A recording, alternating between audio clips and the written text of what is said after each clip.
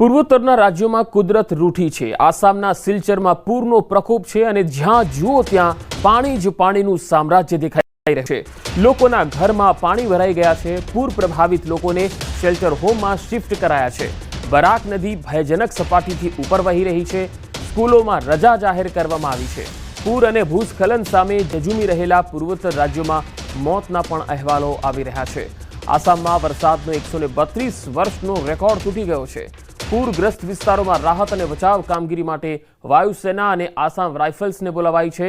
ખાસ કરીને આસામ, મણિપુર, ત્રિપુરા, સિક્કિમ, અરુણાચલ પ્રદેશ અને અન્ય રાજ્યોમાં માત્ર 3 દિવસમાં પૂર અને ભૂસ્ખલનના બનાવો બન્યા છે।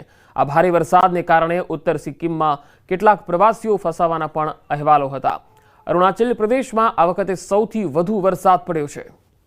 તસવીરો આવી રહી છે, તમે જોઈ શકો છો કે નીચાણવાળા વિસ્તારો જળબંબાકાર બન્યા છે। પીઠ સુધી પાણી પહોંચે એ પ્રકારના દ્રશ્યો છે એ આ અલગ અલગ વિસ્તારોમાં જોવા મળી રહ્યા છે।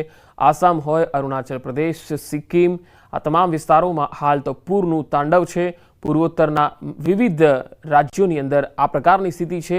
રહેણાંક વિસ્તારોમાં બોટ ફરી રહી છે। જરૂરિયાતની વસ્તુઓ માટે લોકો ફાંફા મારી રહ્યા છે। વાયુસેના, ફાયર બ્રિગેડની ટીમ અને આસામ રાઇફલ્સ છે એ પણ અત્યારે મદદ માટે અને રાહત બચાવની કામગીરીમાં જોતરાઈ છે। જનજીવન અહીંયા સંપૂર્ણપણે ઠપ થયેલું છે।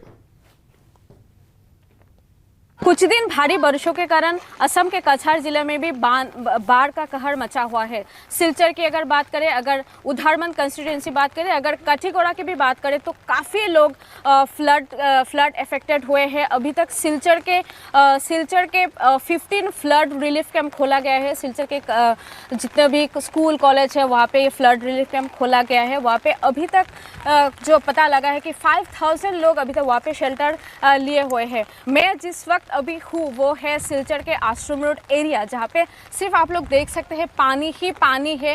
हर एक घरों में पानी घुस चुका है। घर का जो रास्ता है, आने जाने का जो रास्ता था, ज़्यादा लोग आते जाते थे, वहाँ पे भी पानी है। अभी फिर से बारिश शुरू हो गया है। कल हम लोग ने देखा था कि रिकॉर्डेड बारिश हुआ था कछार ज़िले के साथ सिलचर में भी, और जिसके चलते बराक नदी का पानी जो है बढ़ता गया है। अभी डेंजर लेवल क्रॉस करके पानी बह रहा है और 21 सेंटीमीटर तक 21 मीटर तक पानी अभी जो इसका वाटर लेवल है अभी है बराक नदी के साथ। और जो बाढ़ के सिचुएशन में कछार ज़िले के जितने भी स्कूल थे, वो गवर्नमेंट स्कूल हो या नॉन गवर्नमेंट स्कूल हो, वो हर एक स्कूल को बंद कर दिया गया है।